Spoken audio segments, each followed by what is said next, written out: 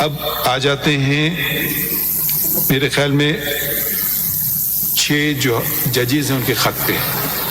اگر آپ کوئی اور بات کرنا چاہتے ہیں یا اس پہ ہی آ جاتے ہیں خط پہ. لارڈ خط پہ آ جاتے ہیں، بٹ میں کچھ گزارشات رکھنا چاہتا ہوں آپ کے سامنے، اور وہ ہم خط پہ آنے سے پہلے ان کو ذرا میں چاہتا تھا کہ میں وہ آپ سے کچھ اپنی معروضات آپ کے سامنے رکھوں.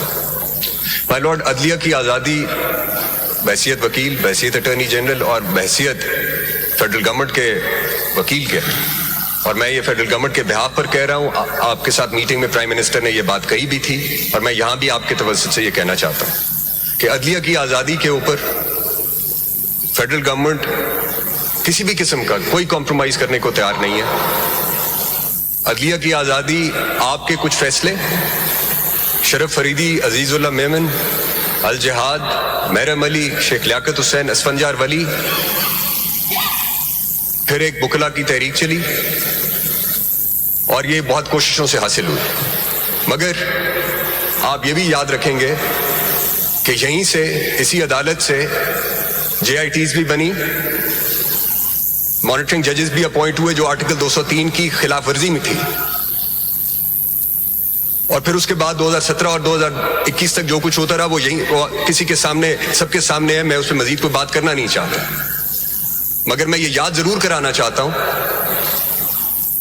کہ یہ سب کچھ ہوتا رہا ہے یہاں پہ.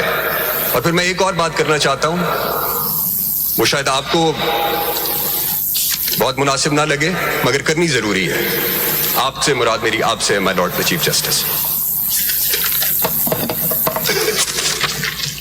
آپ کو ایک شخص، سیٹ بیلٹ باندھ لو. آپ کو ایک شخص مرزا افتخار نے قتل کی دھمکیاں دیں. وہ ویڈیو ریکارڈنگ تھی جو سرکولیٹ ہوئی. میری بات چھوڑ دیں. میں نہیں، مجھے اس پہ کرنے دیں بات. یہ ضروری ہے یہ بات کرنا اس لیے ضروری ہے کہ آج جب ہم اس خط کو دیکھ رہے ہیں تو ہم یہ ساری تاریخ کو بھی دیکھیں گے، اور پھر ہم اس کے اوپر دیکھیں گے کہ ریسپیکٹیو انسٹیٹیوشنل رسپانسز کیا تھے. اس وقت کی حکومت کے کیا تھے، آج کی حکومت کے کیا ہیں، اس وقت کی سپریم کورٹ کے کیا تھے اور آج کی سپریم کورٹ کے کیا ہیں. پھر ہم یہ دیکھیں گے سر. اس لیے مجھے یہ بات پلیز کرنا ہے. آپ کی اہلیہ Mrs Isa F I R درج کرانے گئیں. ایف آئی آر درج نہیں ہوتی تھی.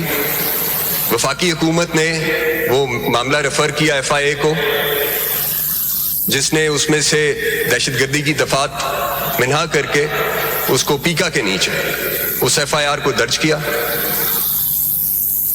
مسز عیسیٰ نے 161 کا ضابطہ فوجداری کا بیان ریکارڈ کرایا، جس میں انہوں نے 2 افراد کو، مرزا شہزاد اکبر جو اس وقت وفاقی مشیر داخلہ تھے، اور لیفٹیننٹ جنرل فیض حمید کو جو اس وقت D G I S I تھے، ان دونوں کو انہوں نے مینشن کیا اس بیان میں.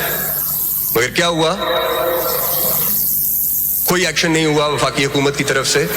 اس وقت سپریم کورٹ نے کنٹیمپٹ آف کورٹ کی پروسیڈنگز انیشیٹ کیے اس شخص کے خلاف، مرزا افتخار کے خلاف، چارج فریم کیا، مگر اس کے بعد کچھ نہیں ہوا. اس سارے عرصے میں 2 چیف جسٹس صاحبان ریٹائر ہو گئے. تو میں یہ آپ کو یہ ضرور بتانا چاہتا ہوں کہ جب آپ کسی بھی حکومت کا کنڈکٹ دیکھیں گے تو آپ یہ بھی دیکھیں گے کہ اس وقت کی جو وفاقی حکومت ہے اس نے، آپ نے کہا within 24 hours, less than 24 hours, Prime Minister was here. انہوں نے اس وقت بھی آپ کو اپنے مکمل تعاون کا یقین دلایا، اور آج بھی وفاقی حکومت کی پوزیشن یہی ہے. ہم نے انکوائری کمیشن بنایا صرف اس حد تک بنایا کہ وہ وفاقی حکومت، قانون کہتا ہے کہ وفاقی حکومت نے اس کو منظور کرنا ہے.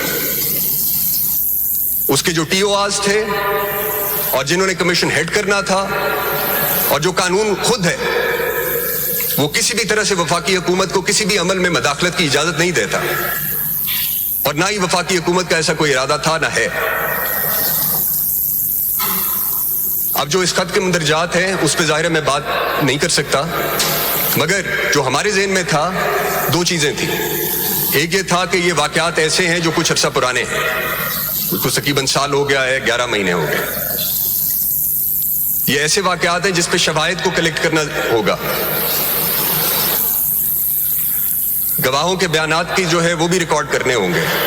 تو ہماری سمجھ میں جو بات آئی وہ آئی کہ یہ ایک انکوائری کمیشن ہے جس کو قانون یہ سب اختیارات تفویض کرتا ہے تو وہ یہ کام کر سکے گا، اور اس کی سربراہی ایک سابق چیف جسٹس آف پاکستان کو کرنی چاہیے جو آپ کی طرف سے آیا. ہم نے اس کو بالکل کوئی کسی قسم کی ہم نے اس سے کوئی دو رائے نہیں تھی، اور وفاقی حکومت نے اس کو قبول کیا، اس کو منظور کیا.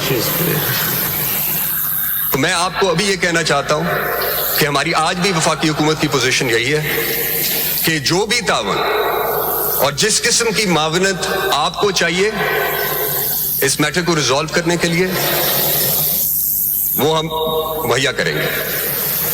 مگر ایک بات آپ کہیں گی سر، جسٹ فنش.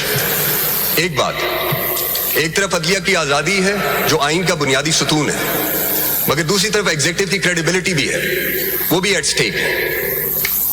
تو آپ جب اس معاملے کو آگے بڑھاتے ہیں اور جو بڑھنا چاہیے تو اس میں آپ اس کو بھی مد نظر رکھیں گے کہ اس میں ایک اسپیسیفک یہ بات ہے کہ جی کوئی کنٹینیوئنگ پالیسی ہے فیڈرل گورنمنٹ کی انٹیمیڈیٹ کرنی. میں اس کو ریجیکٹ کرتا ہوں، میں اس بات کو نفی کرتا ہوں، تردید کرتا ہوں. وفاقی کابینہ نے بھی کی ہے کہ یہ وفاقی حکومت ایسا کوئی بھی عمل نہیں کرے گی جس سے عدلیہ کی آزادی کسی بھی طرح سے متاثر ہو، اور ہم ہر اس معاملے میں آپ کو سپورٹ کریں گے اور آپ کی معاونت کریں گے جو اس بات کو انشور کرنے کے لیے ہو کہ عدلیہ آزاد رہے، کیونکہ عدلیہ کی آزادی اس ریاست اور اس ان شہریوں کے حقوق کے لیے اور اس ریاست اور شہریوں کے مابین یہ جو سماجی معاہدہ ہے اس کو برقرار، اس کے توازن کو برقرار رکھنے کے لیے آپ کی آزادی ضروری ہے. تو یہ میرے کچھ گزارشات تھیں سر. خط کی طرف آئیے ذرا سر.